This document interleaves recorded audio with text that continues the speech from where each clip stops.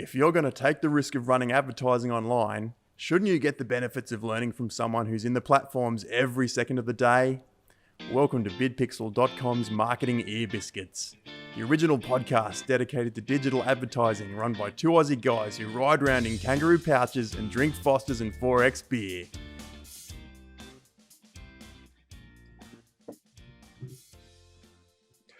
Alrighty, Marketing Ear Biscuits. Mr. Jay Janus, how are you, mate? It's been a couple of days since we had the conversation. Has been. It's been good though. Nice and busy, which is nice. You never want to complain, but little dude's a little bit sick. It's causing, as is mine, mate. It's hard some days, isn't it? The joy of kids. Especially very, very little kids. But it's wouldn't change it for the world. It's amazing. Would not change it for the world. All right, mate. What are we going to talk about today? So we're going to cover some exciting new news. We're going to possibly talk about how we can release that new news. We're then going to talk about false claims by agencies. Now, this is going to be a bit of a rant. I'm sick of onboarding clients or talking to potential customers, and they just have no idea what these agencies are doing. And a lot of these agencies are charging a ton of money for really not the outcomes or the results they should be offering. We're then going to chat about attributions. I really want to pick your brain about how we never focus on a one-day attribution with Facebook advertising, and what do the attribution windows kind of mean when you look at an ad account holistically. The next thing we're going to talk about is, do $5 ad sets work anymore? So that's a top question from the internet that someone submitted. Do $5 ad sets work? So we've got a bit of an example on that, and it all comes down to your cost per acquisition, right? And whether you're running different objectives. So, mate, let's kick this off. False claims by advertising agencies, how to spot them. So let's talk about a few examples. Can you share that example of that online toy store that we've now had for a little while and what was happening with them? Yeah, it was just they're a fairly old, long-term toy store, wanting to scale, wanting to grow, wanting to to move forward and get go into the next phase of business. But they weren't seeing any the correct data on their account, so they weren't conversions weren't being tracked properly. Return on ad spend wasn't being tracked properly. The only thing they could really see was how much they were spending. So, with no clear indication of how much it cost them to get a purchase, scaling was, or not scaling, but data-driven decision-making around scaling, and scaling in a healthy manner wasn't possible. Attributions were showing they were horrible. Like this, this is like a family-run business. They've got a warehouse. They're doing their own fulfillment. They're not small, right? But just not knowing where their advertising dollars going. Yes, they're getting sales, but could they actually attribute them to Facebook or Google? And they really had no idea. Pardon me, no idea on how to do that. Now, what about there's another brand that we're talking to. One of our friends works as the ad buyer there. They sell a very hot product on e-commerce right now. They're trying to go international, but their agency just wasn't giving them the reports that they needed. They can't actually tell if when they're pushing into Japan and pushing into Spain and pushing into the US, if their results are actually working, because the agency had no idea if they were working. Like, how can you charge thousands of dollars in management fee if you can't even prove what you're doing? What about that very, very old, long-standing store that you and Timmy were at the other day, the bricks and mortar store? Yeah, just losing market share again because the agency, one, didn't know what they were doing properly, and was also reporting incorrectly. Which is the thing I'm seeing more and more regularly is agencies throwing a client a link to a dashboard or a link to a PDF document, which is fine. That's not an issue. But as an agency or as a business owner, I think it's okay. Ask to see your ad account as well. Ask to see your Google ad account, your Facebook ad account, where the sources that dashboard is pulling data from. Dashboards are great. We use them. They're an amazing tool, so you can kind of glance, have a quick glance and see some very key metrics. But as long as they're set up correctly. I can't believe agencies are still hiding data from their customers, right? Like, how can they run ad campaigns and not let their customers actually see what they're doing? How can they hide and blur the line between ad spend and management fee and call it all one amount and not let the customer know where it's all going. So that one particular bricks and mortar store that you're talking about, I could not believe it when you told me that they turned all the they turned all the access off to all of their advertising platforms from this agency, and this agency still was sending them reports for months saying how good it was going. They didn't even have access to the platforms, right? And they're still trying to claim that they're getting results. Yeah. That's ludicrous. And that's one of the kind of the bigger agencies in Australia that is getting a really bad name for doing that. But the thing is, they've got a fantastic sales team that bring on a ton of new victims, and then they just get asked out the other end because they just don't know how to manage their clients, or they've got too many clients and not a well enough trained staff. Mate, it's just crap, and I'm sick of seeing it. So marketing managers, if you don't have transparency over your ad accounts, you need to be getting that. E-commerce store owners, if you don't have transparency to your ad accounts, you need to be getting that. Dean's trying to do a report for a client, and I'm yelling over the top of your day. I'm sorry. The other thing about making sure that there's that transparency is, if you're a small, medium business or even a large business and you're looking, like, there is no shortage right now, gurus on Facebook and Google Ads pushing a course, pushing a 3-step method to success on digital advertising and showing screenshots of the results that they're seeing. Just because it's on the internet doesn't make it true. It's easy. You can chuck a dev tool on your Google Chrome extension and you can edit any little bit of information that you're seeing on the screen. I mean, I used to do that years ago as a laugh in some of the Shopify groups where I'd change the Shopify figures and like just call the gurus out. Like, there was a whole series of videos that I used to do of how to use Inspector tool on Chrome and change dollar figures from 0 to 1 million. Like, it's not hard, and sadly people are falling victim to that still. Yeah, and what's brought up, I saw it this morning on a couple of groups. It was literally people showing, my Shopify store made this much money, and it was in the hundreds of thousands of dollars in the last, I think it was in a month, off, a very low ad spend, and they were pushing something like 152 times return. And it's like, a screenshot is not enough evidence to prove that is the case. I love I love it when you look at the graph on Shopify, the daily takings, and it just doesn't add up to the final amount that they change. So you can right click and change the number, but you got to change the bar graph, and they don't do it. And it's just absurd, right? And then that person's probably trying to sell a course on how to run advertising, or that person's trying to victim people into getting them to manage their ads. And it's just rubbish. I feel sorry for people. And it's, we as an agency and other agencies just need to start taking a stand for just shit performance online. Yeah. All right, rant. Rant over. Except for, if you're looking to do it, to work with an agency or a guru, is just do some research. Don't take anything at face value. At the end of the day, they're marketers like us.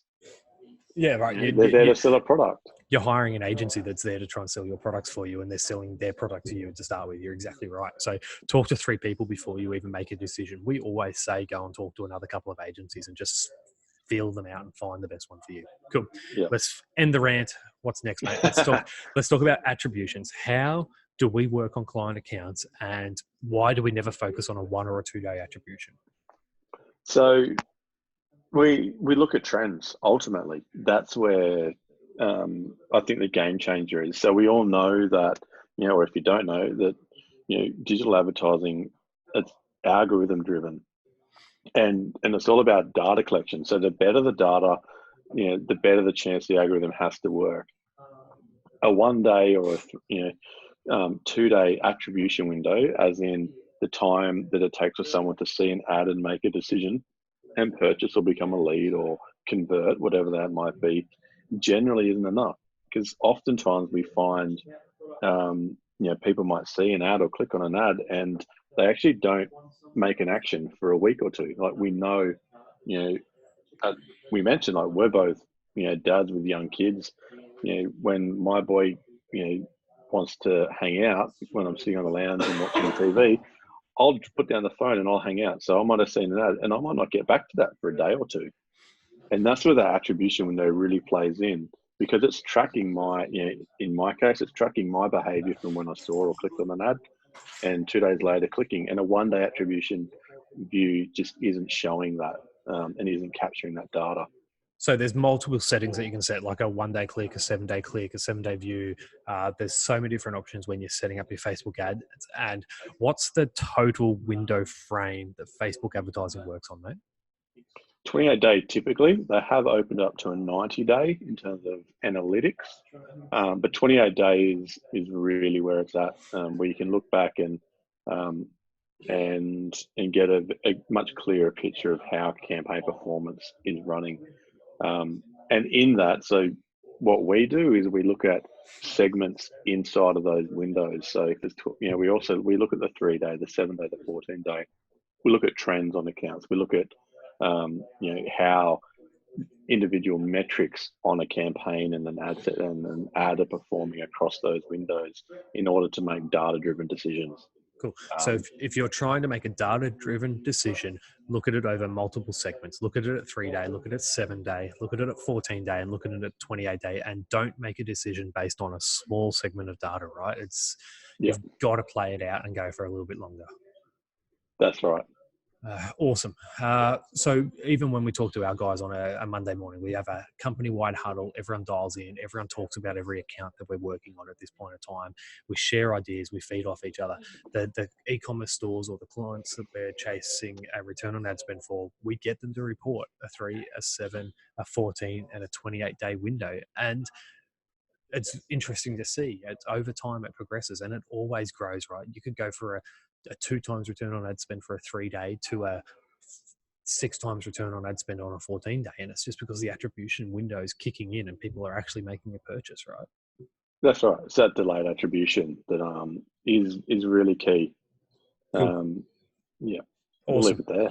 Leave it there. We could go on about that for days, right? And there's so much more to go on that. Like that is such the high level chat about the attribution window on Facebook. There's that's the tip of the iceberg.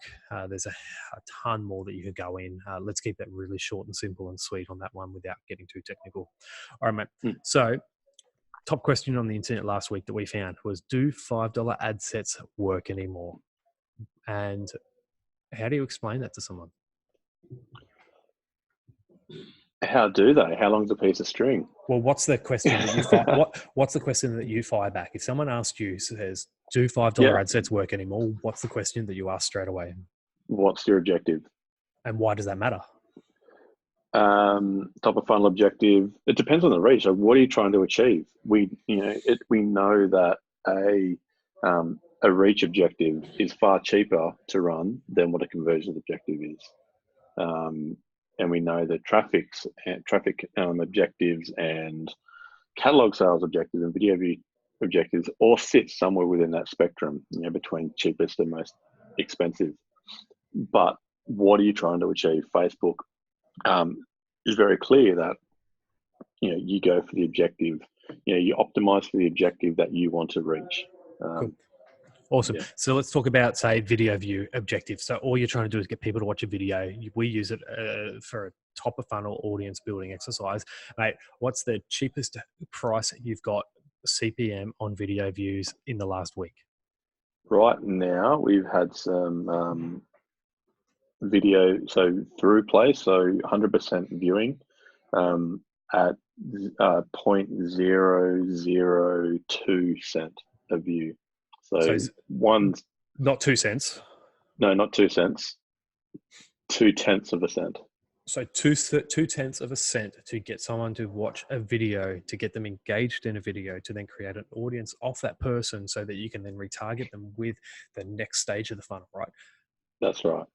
This is 0.002 of a cent. Is that the cheapest form of advertising on the internet today? Is that the cheapest form of advertising anywhere right now?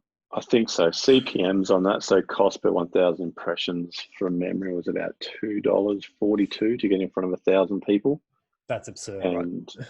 Yeah, and I think it was 86% or 89% of those people viewed the entire video. All right. So do $5 ad sets work? Yes, if you're running 0.002 cent video views and you've got some fantastic creatives, some fantastic video assets, and you're targeting the right audience. Yeah. Do $5 ad sets work if you're doing conversions? If you're an e-commerce store, $5 ad sets for conversions just do not work. I'm going to say it. If you're a marketing manager running a brand awareness campaign, yes, you can get $5 ad sets to work, but why the heck would you spend the money, get the results, run it for a big enough period of time, and understand the data that you're getting it off? Yeah.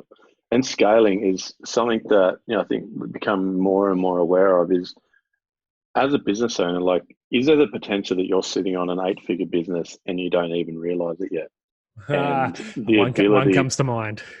But the lack of ability to kind of invest into something that's going to grow your business is potentially going to stop you from hitting that next figure, the dream goal of yours. So we're talking very much about e-commerce then. Do $5 ad sets work for e-commerce? Do $5 ad sets work for conversions? What about lead generation? Here's an example for you. We've got a customer that we've had for over 12 months now. They do seminars, right? And they were giving us a $5 a day budget to book tickets for a seminar. Now, when you actually sit down with that customer and talk to them about how much it costs to get a person in the room and how much they're prepared to pay, they were prepared to pay something like $20 to get someone in the room. Ticket prices, once we got going, was like $8 to $12 to get someone into the room. At a $5 a day budget, you're waiting 2 and a bit days just to get someone to actually purchase a ticket, and you're not giving the algorithm enough money to actually do that effectively. We bumped up his budget to, I think we put it up to like $50 a day, and we re-educated the customer. So the metric he needed to look for was the acquisition cost, and then it was how many people he could put in the room for less than $15. And it totally changed his mind about how to advertise on Facebook. Absolutely. It comes down to, I think, just investing into what you want to achieve. And I know the other day we spoke about real estate, but the money that it costs, I see real estate agents around town here walking in the middle of the day, in the middle of a work day, putting their flyers in the newsletter, what do you call it? I don't even look at it anymore. That's called the bills. A letterbox. In the letterbox. Yeah, so they'll do the letterbox drop, and they'll go walking around the street for 2 hours in the middle of the day.